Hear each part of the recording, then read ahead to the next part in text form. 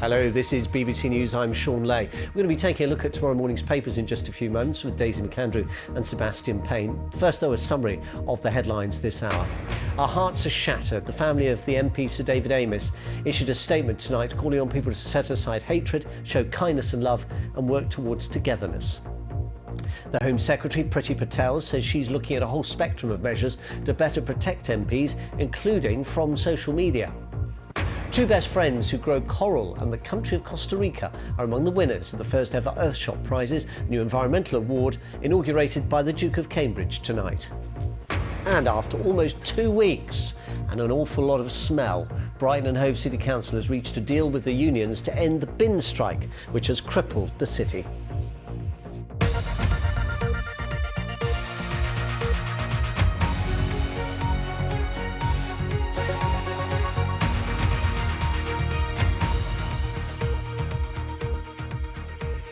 Hello and welcome to our look ahead to what the papers will be bringing us tomorrow. Joining me this evening, the broadcaster and former political advisor Daisy McAndrew and the Financial Times Whitehall editor Sebastian Payne. Lovely to see both of you. Thank you very much. Sebastian last seen shivering in the cold outside the Manchester Conference Centre for us on the BBC News channel, now safely back at home. Let's take a look at some of the front pages of the newspapers. We'll begin with the Metro and an emotional message from the family of Sir David Amess, which was issued tonight.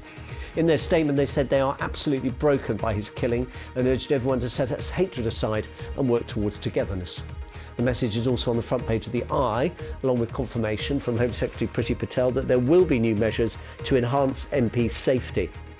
According to the Daily Mail, Sir David's alleged killer had been referred to a de-radicalisation scheme when he was younger, which aims to stop individuals becoming terrorists. It raises questions about whether an opportunity to stop him was missed. In the Telegraph, intelligence agencies are warning of a new potential wave of attacks by terrorists who've been radicalised during the months and months spent at home during the pandemic. The Guardian says companies who are sponsoring next month's COP26 climate summit in Glasgow have raised formal complaints to the organisers, condemning it as mismanaged and very last minute. And in the FT, officials at the Grand Mosque in Mecca have removed social distancing markers, allowing the holy site to reopen at full capacity for the first time since the pandemic began. Right, let's begin. Daisy, do you want to kick us off with this first review? And shall we start with the Express? Nobody should die in that way. Well, of course, lots of the papers taking the words of the statement from Sir David Amess's family, who've released this. Obviously, it was going to be a heartbreaking statement, but it's also a statement that they've tried to urge people to come together, to put love before hate, for something to come out of his death. And the words here, the Express saying, the shattered family have vowed to fulfil his life's ambition. You can see his widow there, Lady Julia. They had 5 children, 4 daughters and 1 son, David Jr. And they've released this statement. As you said, nobody should have to die in that way. Nobody, the statement says, we're absolutely broken, but we will survive. And they go on to say, lots of urging the public to come together, as I said, but also wanting to see him commemorated by seeing his beloved Southend finally becoming a city. We know that he'd been calling on the government to grant Southend city status. So some towns will become cities next year to coincide with the Queen's Platinum Jubilee. And many people today on news programmes like this saying that would be a very fitting tribute, Priti Patel being one of them, and lots of the other, obviously she's an Essex MP as well, and many others. And the family also calling for a statue of Dame Vera Lynn to be brought forward, because that was one of his other great passions. Sebastian, it's a lovely photo from their daughter's wedding back in the summer. We've seen some other photos of David and Lady Amess from the wedding. This statement has kind of, in a sense, given this story a fresh impetus at the start of the week, hasn't it? And I mean, I don't think anybody expected it not to be on the front pages today, but there's no doubt that given the words, given how moving that statement is, it's just a kind of no-brainer for it to be featured on all the papers.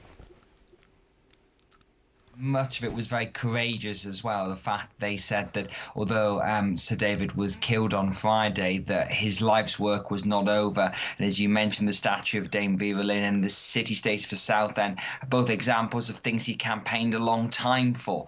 And I think the values that Sir David Amess stood for are ones that so many MPs across Westminster admired, that he was a long-term constituency champion. He loved the place that he represented, first Basildon, then Southend-on-Sea. Never sought ministerial office, not the kind of people who are constantly in the limelight, someone who is just a very good, straightforward MP who is respected across the House. And I think the statement that you mentioned from his family there speak to the man and the loss to that community. And there's been some just horrific signs from Southend today when you see how upset people are and how much he meant to that community there. But I think that, you know, it is good that there is something we can look forward to remember Sir David. And as well as the city status and the statue that we've talked about, there's talk of his coat of arms going up in the House of Commons, which is what happened to Jo Cox following her dreadful murder in 2016. So I think we'll be thinking a lot about Sir David as Westminster returns from recess tomorrow,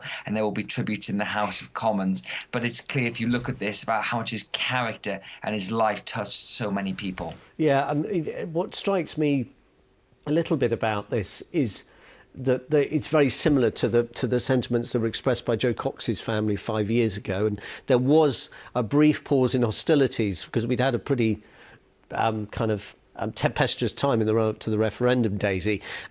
We did pause for a little while after the immediate aftermath of the referendum, but then in that period of tensions over how Brexit was going to happen, it all got pretty personal and pretty nasty again quite quickly.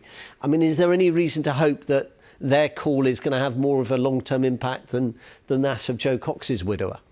I would love to think so. And actually, Sebastian just mentioned their cross-party emotion coming out and support and affection, great affection for Sir David Amess. And that was something that really struck me over the weekend and on Friday when the news broke. I listened to a radio interview by Paula Sheriff, who lost her seat in the 2019 election. She was a young Labour MP, and she was talking about what close friends she was, what a great friendship she had with Sir David Amess that completely crossed a party divide. She was saying that she'd gone on this Middle East trip with him and she'd looked down the list and thought, oh no, another Tory, another Buffton Tufton that I'm going to have to go on this trip with. And she said she completely fell in love with him, and she did talk about loving him. She used that word, and it was so lovely to hear. And that she said they had nothing in common politically speaking, but they got on incredibly well, and that he was a really true friend to her, that he had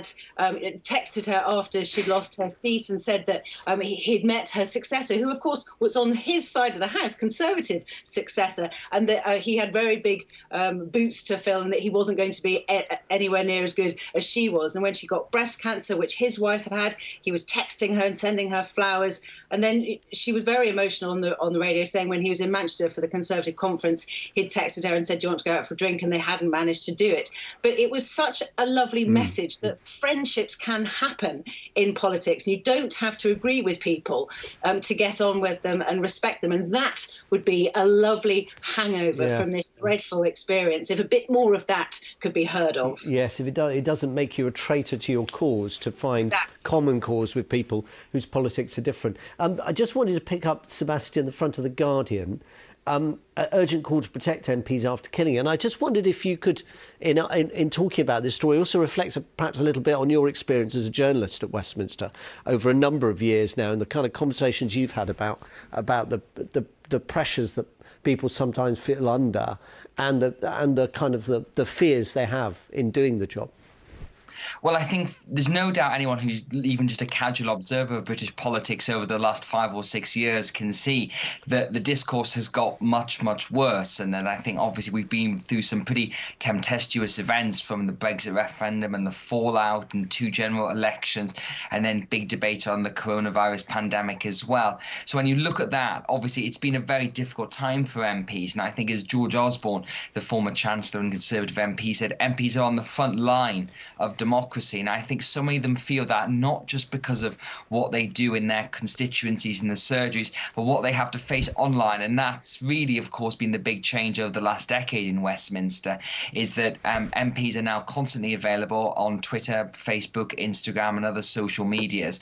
And they are open to the general public in a way they certainly weren't before. Now, some MPs who are more traditionally minded, like Sir David Amess, may not actively encourage and debate with people on social media, but many do, and they see it as an important part of their job. And I think, it is a total cesspit on there. And, as a journalist, you get a little bit of this sometimes, but it is so minor compared to what MPs get, particularly female MPs and people of colour who are MPs as well. So I think, we are well overdue some kind of reckoning with this. And after the dreadful murder of Joe Cox, of course, they set up the More in Common Foundation to try and create that bridging language and to have the point that Daisy was just talking about, that you don't have to hate your opponent to disagree with them. So I do hope something changes. But just on the issue of MP safety here, the Home Secretary, Priti Patel, has mentioned there's going to be a review of all MP safety, and that's on several of the front pages. And I think it's almost inevitable now that there will be more security. Either these surgeries take place in offices, or there's police protection if they're in a public space.